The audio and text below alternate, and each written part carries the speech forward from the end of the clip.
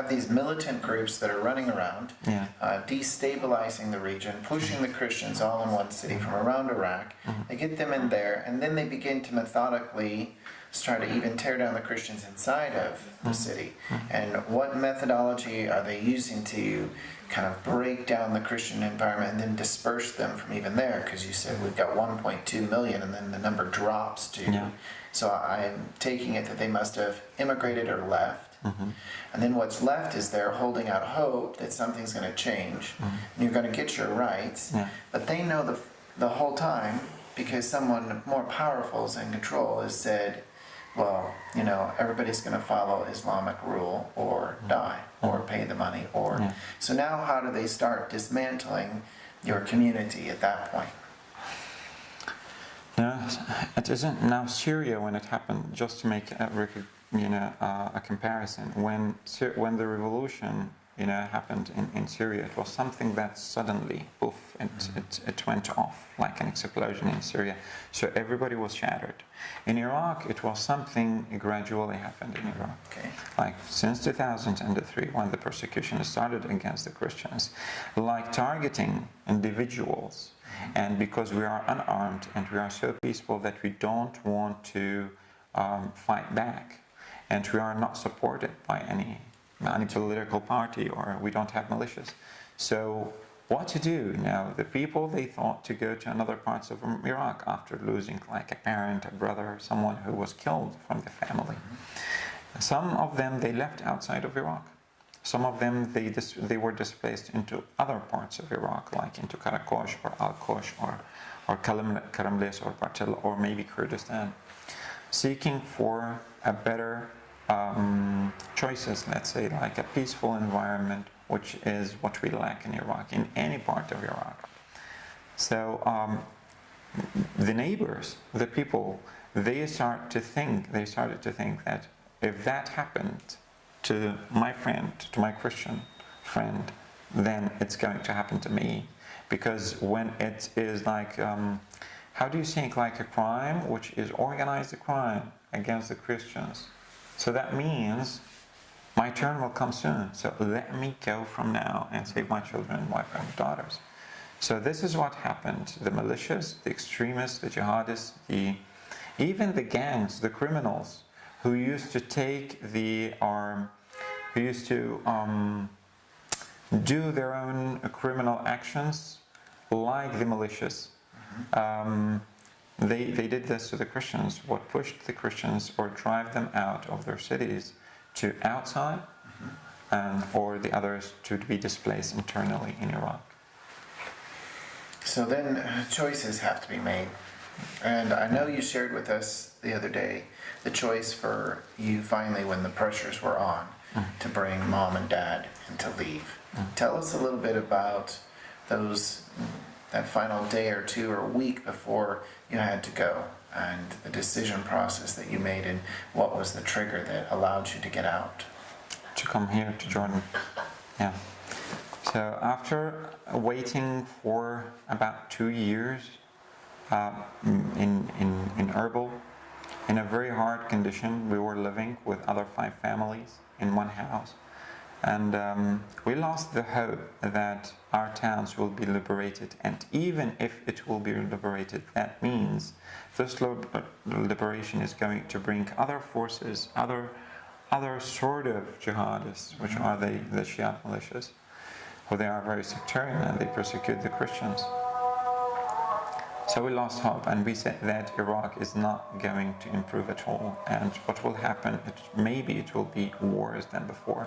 So why not to cut the rope from now and just save ourselves and get out from Iraq, to establish for a new life in another country where our rights will not be discriminated, where we can live peacefully.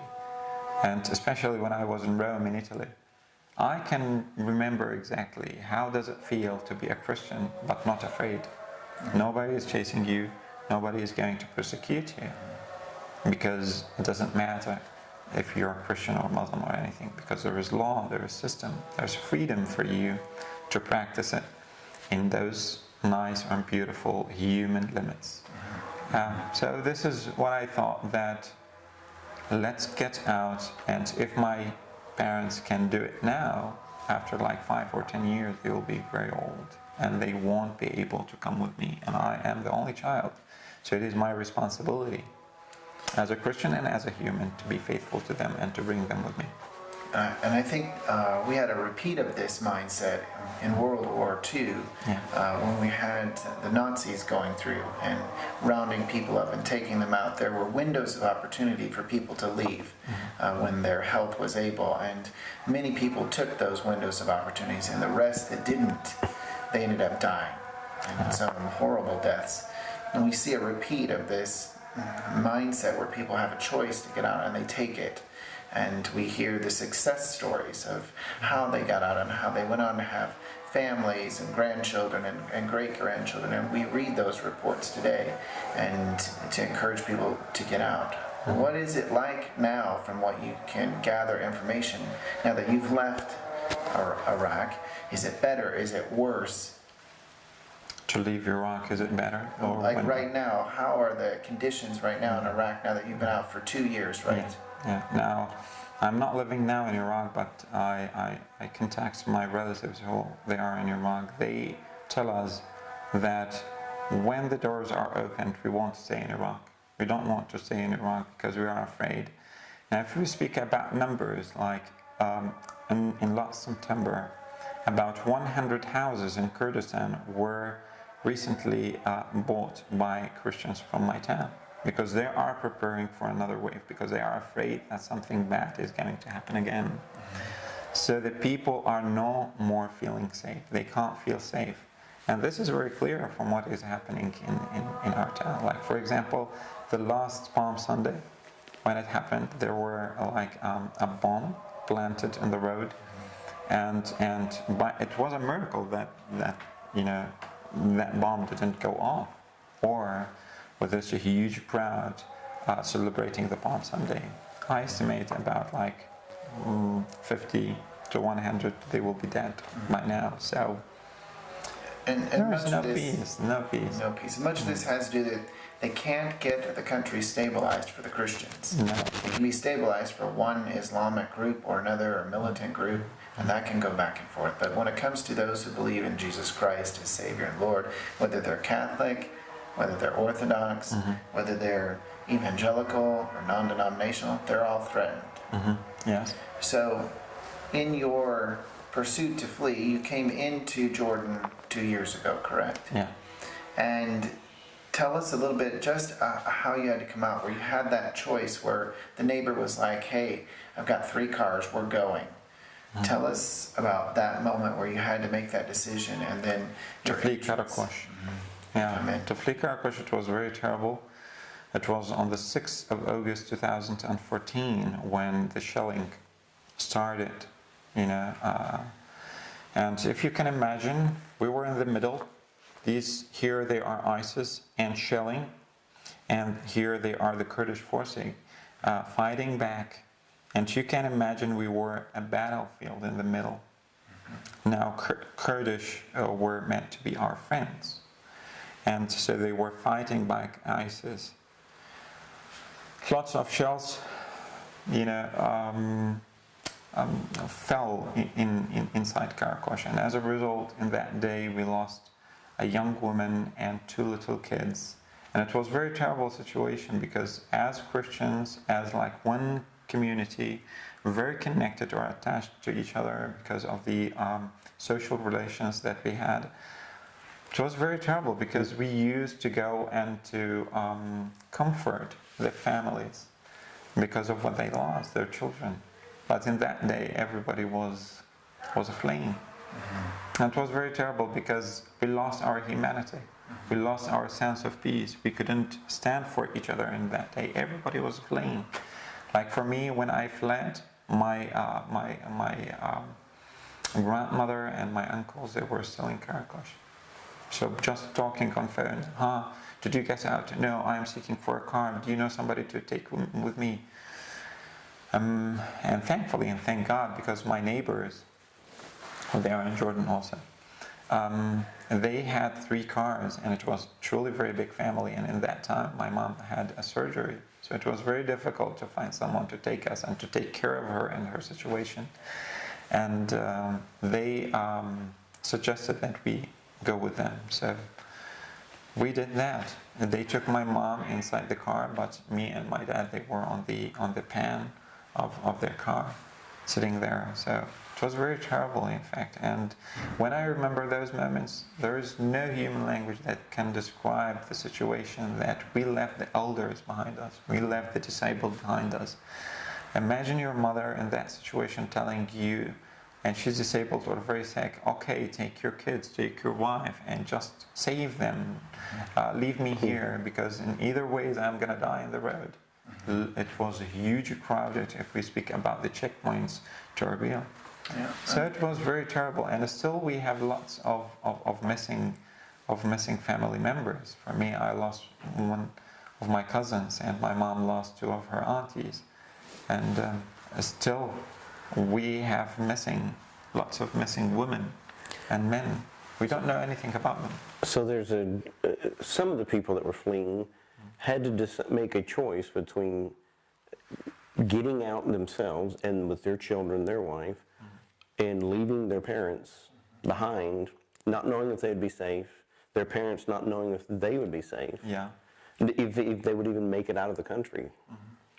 And that just brings you to a place of, these are just excruciating choices when you have to leave, your family behind out of the fear of loss of life. And what a way of tearing a family apart, in the fact of, I have to leave you so that these can live. But the love of their mother and father to say, just go. Just go and save your kids, save your daughters, because it was very, especially the people, they had daughters, like young daughters, they were so afraid of them, because if they fell in ISIS hands, you can imagine how they will be used for sex trafficking. And recently I read a story of a woman from Karakosh, Christian, who were sold and bought many times. And she was taken to Raqqa in Syria also, and they abused her sexually, and she was broken down in every meaning of to the letter. So what would happen? I mean, you're speaking of the daughters. What would happen if it was a boy? If you had a son. If it was a son and fell in ISIS hands, there is 2 choices: convert to Islam or I will be killed. And it is very terrible, because we may lose our lives, or, as it happened with some, they will be saved in a miracle. And it happened. God moves in mysterious ways. And we had a family who was forced, and it was a husband, a wife, and a daughter, and 2 of his little children. And they were taken from Karakosh to Mosul and appeared in the Islamic court of ISIS, and they forced them to convert to Islam or they will be killed, and his wife will be taken. So he had no choice to do but to convert, and they gave him just like the certificate of converting to Islam, and now they are in Erbil. And but he didn't leave his faith, but it was just to save his wife and children, because sometimes if it is about you, you can just announce your Christianity and to say, I confess that Jesus Christ is the Son of God, and I believe in Him. Whatever you do for me, I'm ready to die. But when there are kids, when there are children, where there is a wife, it is very hard, to resist that situation. So he had nothing to do but to convert.